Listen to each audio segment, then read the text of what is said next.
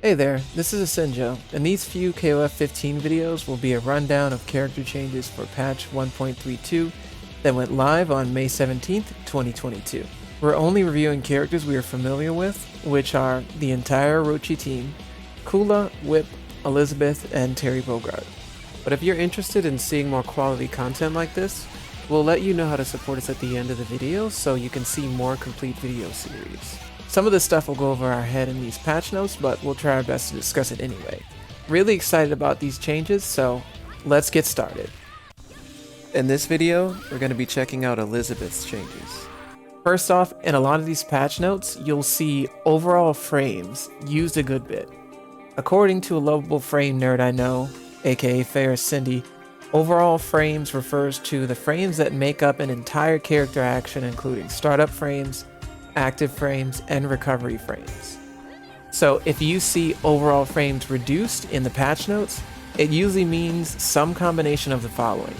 The move is starting up quicker, the attack or motion is active for a shorter period of time, and or the recovery is shorter. Full disclaimer, we did have to consult with Google on how to pronounce some of these words, because we did not want to commit the same crimes in French that we've done in Spanish. For we may never be allowed in that taco bus ever again, but that is a story for another time. Close standing light kick is now cancelable by command normals.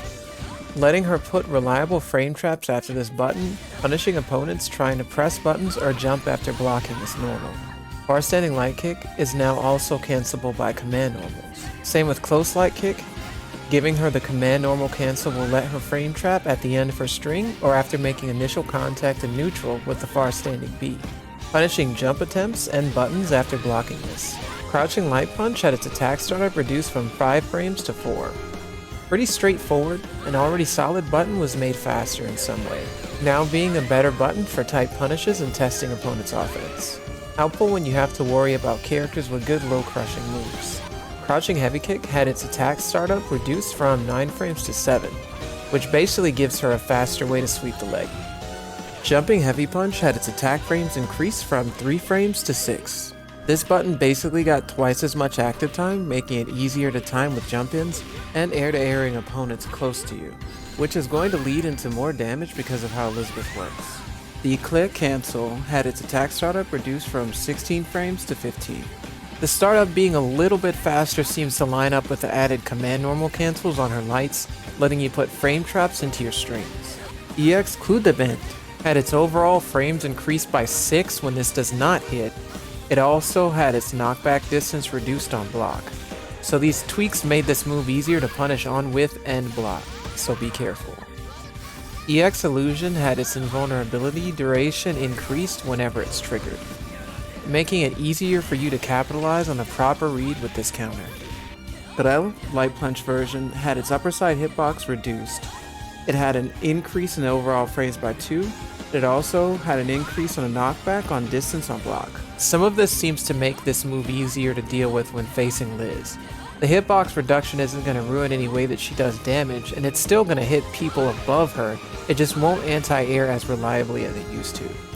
The new knockback distance on block makes it so that Elisabeth can't immediately make contact with her crouching light kick like she used to pre-patch. So you lost a good gimmick but gained a safe distance to return a neutral or be a menace given your choice. Grêle HP version had a reduction to the knockback distance on block. Similar to her other nerfs, her good tools have been tweaked to feel a bit more manageable. Makes this a lot like other overhead specials. If your opponent reacts to it, you get blown up for it. This is going to make people think more before using it during a stream.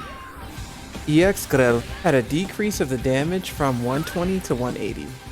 Similar to her other nerfs, her good tools have been tweaked to feel more manageable. Still a quick overhead, but does less damage, making you have to do more to get those low life kills. The normal version of Aurore, or Overal, according to Google, greatly increased the overall frames on block, reduced the knockback distance on block, increased the overall frames by 10, added a whole new light kick version. With a light kick version, nulls projectiles instead of reflecting them. Another good move became more manageable to deal with. It feels great for what it still does, but you definitely can't spam it like you used to because there's a thick amount of time where you cannot act where the reflector animation finishes.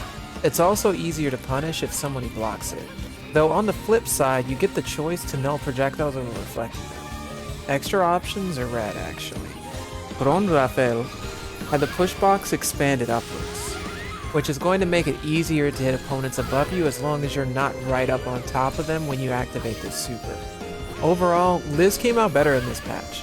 Tweaks to her normals gave her a new way to frame trap in her strings, and gives you more of an incentive to use more buttons than just crouching light kick, jumping light kick, and standing far heavy kick. A lot of these changes for some characters feel like they want you to use more of your normals and strings in general use.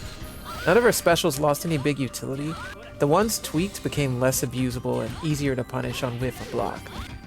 Liz is still feeling very strong and very fun to play with coming out of this patch, in our opinion. That's going to be it for this video on character updates for Elisabeth. Big thank you for all of those of you that took the time to check this out. If you want to see more character patch reviews, make sure to check out our Ko-Fi and support us any way that you can. If the community can help us hit parts of our donation goals, we'll make more of these and hopefully we'll get through the whole cast. Just remember, videos like these take a lot of time for us to make, and I gotta eat. We've been working on comprehensive character tutorials for every aspect of the Orochi team, including info on each button, each move, general strats, the works. If this is something that interests you, stay tuned. Those are going to be done soon. If you're feeling the content you're seeing, we appreciate any support that comes our way, so share it with your KOF friends if it was helpful.